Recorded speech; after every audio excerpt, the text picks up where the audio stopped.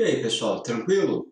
Bom, vamos fazer os exemplos que estamos devendo aí da reflexão da luz. Acompanhe comigo, página 258. A gente vai fazer os exercícios resolvidos do 1 ao 6. Então, eu já mais ou menos deixei preparado aqui na lousa, para ganhar tempo. E aí vamos resolver, então, o R1.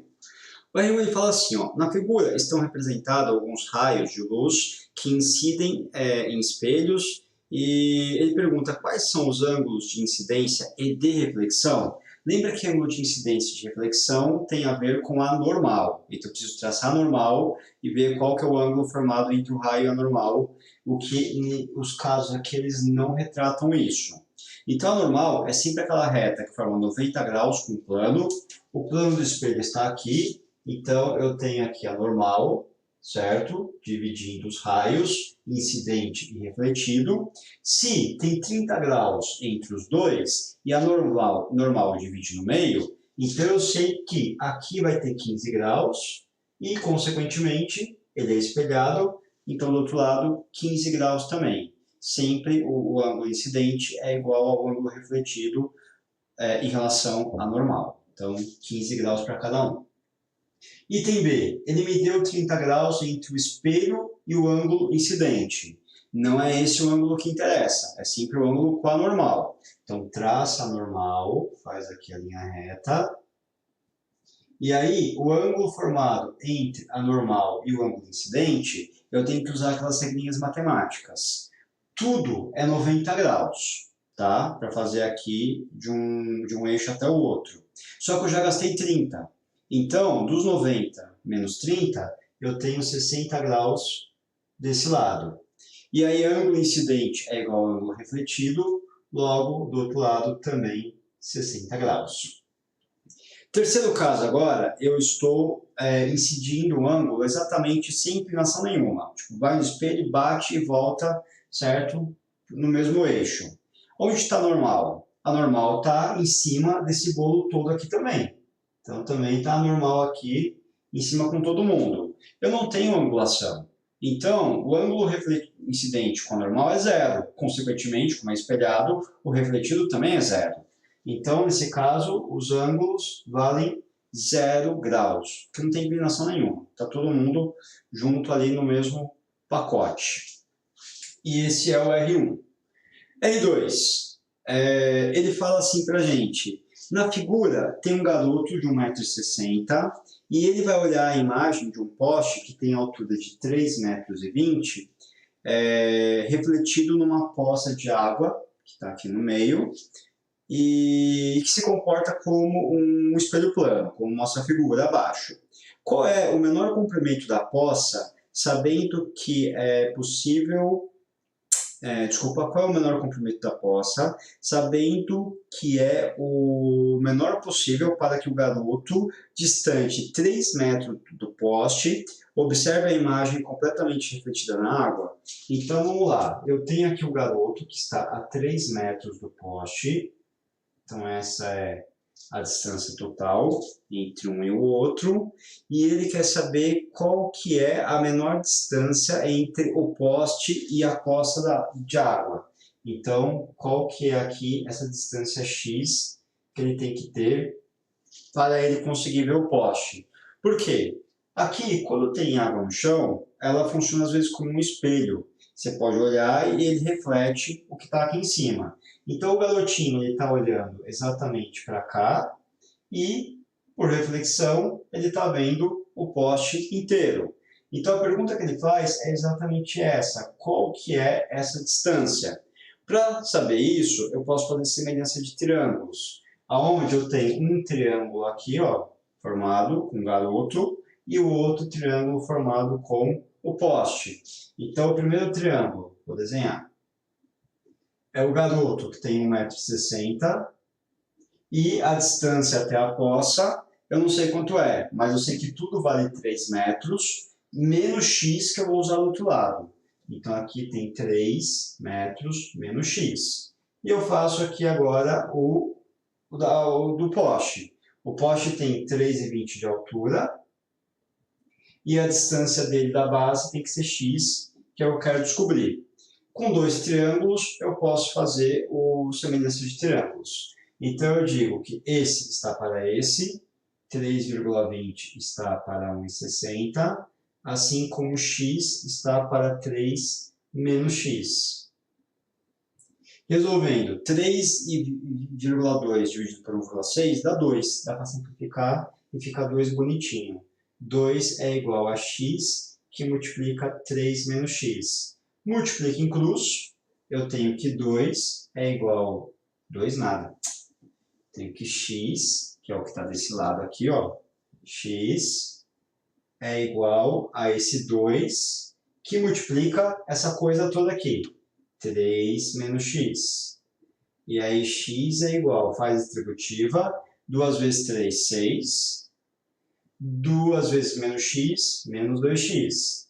Quem está subtraindo vem para cá somando, então mais 2x com mais 1, fica 3x é igual a 6, logo x é igual a 2 metros.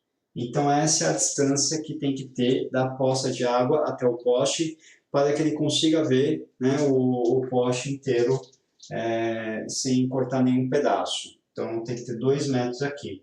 Então ele está aqui e, consequentemente, ele da poça tem 1 metro. Tá? Porque tudo tem 3, então se eu já usei 2, fica 1 daquele lado. E aí, R2 resolvido também.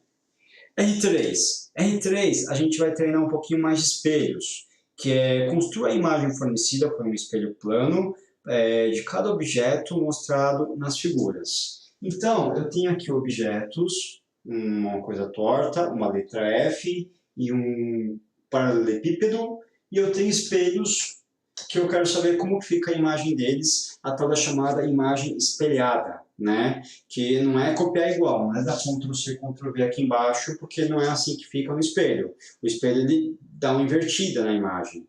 E como que é essa regra de invertida? A regra é, quem está mais perto do espelho, se aqui tem uma distância assim, ele vai ter uma imagem com a mesma distância. Então, o ponto A está exatamente na mesma distância do objeto A. O B está mais longe que o ponto A. Então, a imagem do B formada tem que ser mais longe do espelho também. Então, o ponto B vai estar mais aqui afastado. O C volta a ficar pouca distância. Então, a imagem também é menorzinha. E o D é a menor de todas. Então, imagem menor de todas. Logo, esse é o objeto que está na frente do espelho.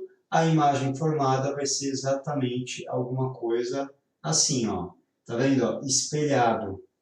Não é Ctrl+C, Ctrl+V. Ele não está assim.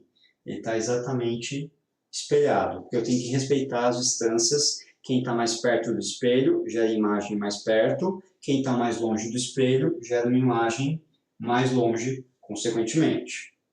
O F, a mesma coisa. Esse ponto da base do F está mais perto do espelho. Então, pega a distância dele e vai dar a mesma distância aqui. Esse ponto aonde eu tenho a outra extremidade está mais longe. A horizontal maior, aqui, é o que está mais longe. Então, acompanha esse pedaço. Aqui eu faço o corpo do F.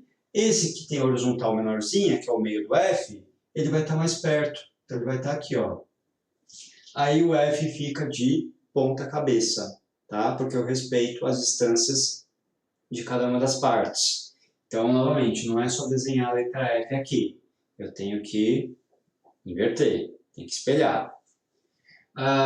O paralelepípedo, como fica? Mesma regrinha. Quem está mais perto, que é o E, vai ser desenhado mais perto, assim como o B também. Então, aqui eu tenho o E' e aqui eu vou ter o B.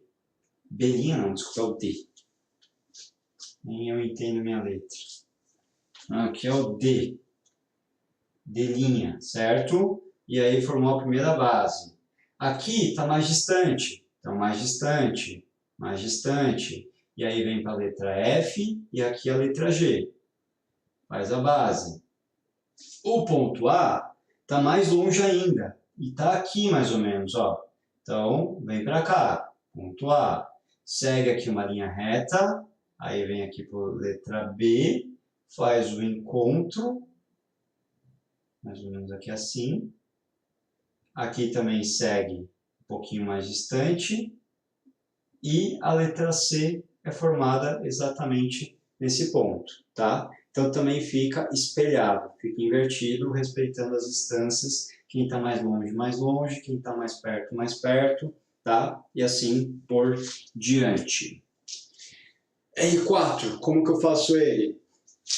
R4, um garoto, o ponto O aqui, ó, está observando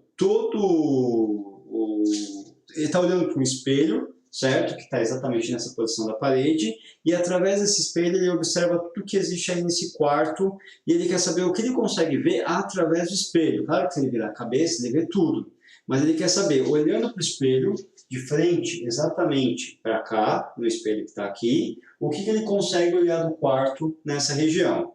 Então, eu vou pegar os pontos onde eu tenho extremidade. Claro que se ele olhar para cá, ele olha aqui, ele bate, o raio vem aqui, bate, vem para cá.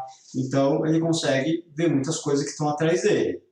Aí eu vou pegar sempre os extremos do espelho. Então, se eu pegar e olhar para o ponto mais extremo, traça normal aqui e ele é refletido para cá.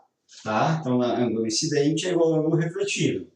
Então, eu vejo isso. Mesma coisa aqui, traça o outro extremo, que é o que ele consegue enxergar para ver os limites, e aí traça normal e simplesmente ele bate para cá.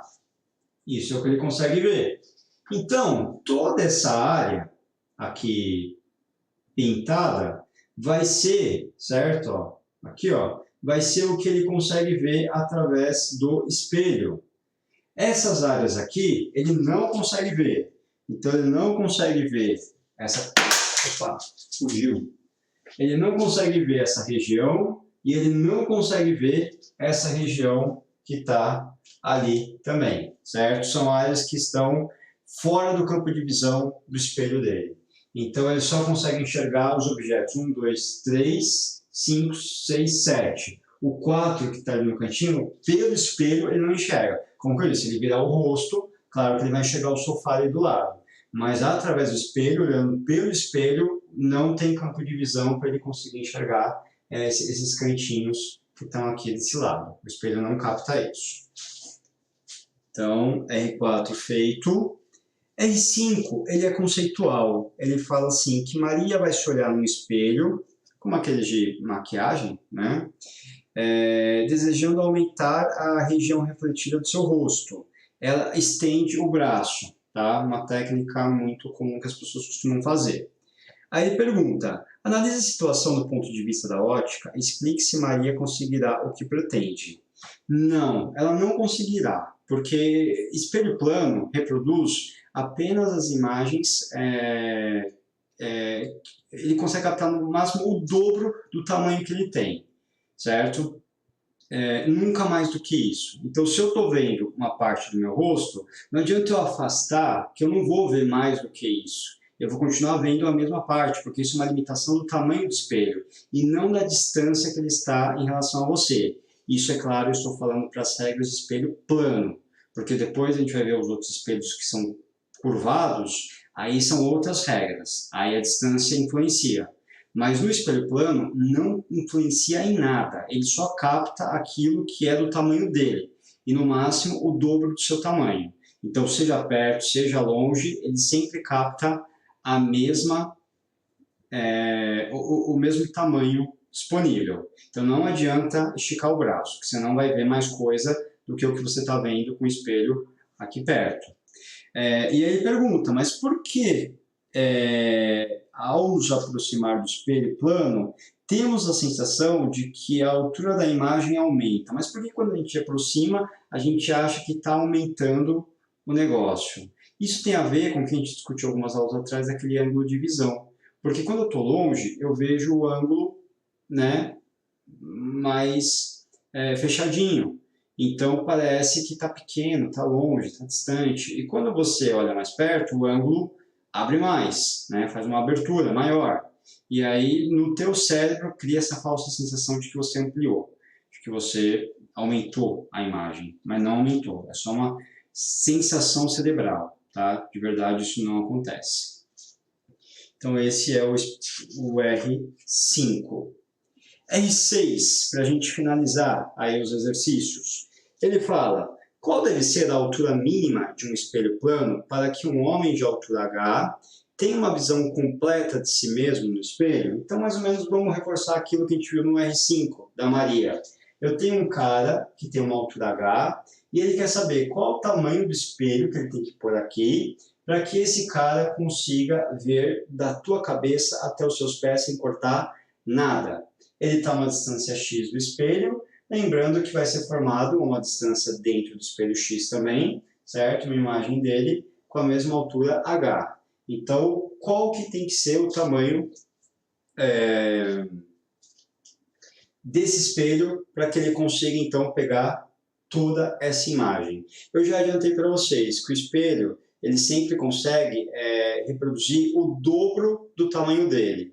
Então, claro que se o homem tem uma altura H, o espelho precisa ter no mínimo H sobre 2, porque ele precisa ter a metade do tamanho do homem para ele conseguir reproduzir o homem por completo.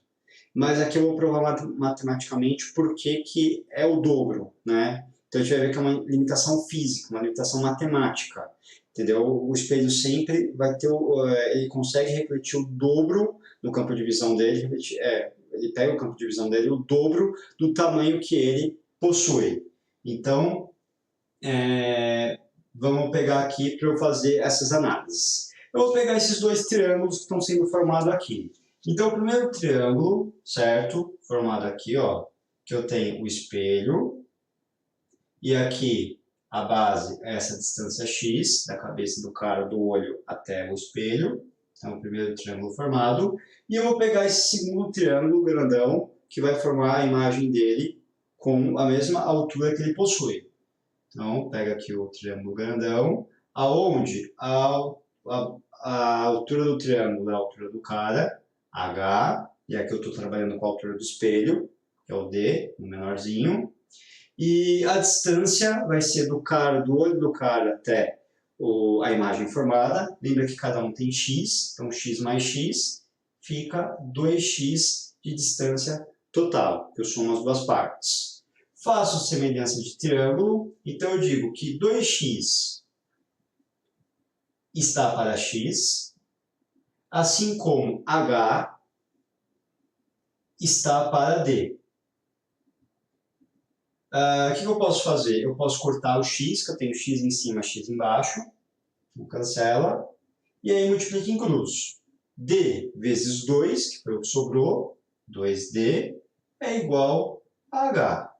Logo, ele quer saber o tamanho do espelho, que é a variável D. Quem está multiplicando, passa para o outro lado dividindo, então h sobre 2, que é o que eu falei para vocês. O espelho tem que ter a altura do homem dividido por 2. Então aqui eu provo matematicamente que é isso que ele vai conseguir refletir, certo? Se eu quiser que ele reproduza todo o carinha que vale h, ele tem que ter a metade de h, porque é essa a regra de espelho, ele sempre consegue reproduzir no máximo não, é sempre o valor único, né, de ser o dobro do seu tamanho. Então isso é uma propriedade de espelhos.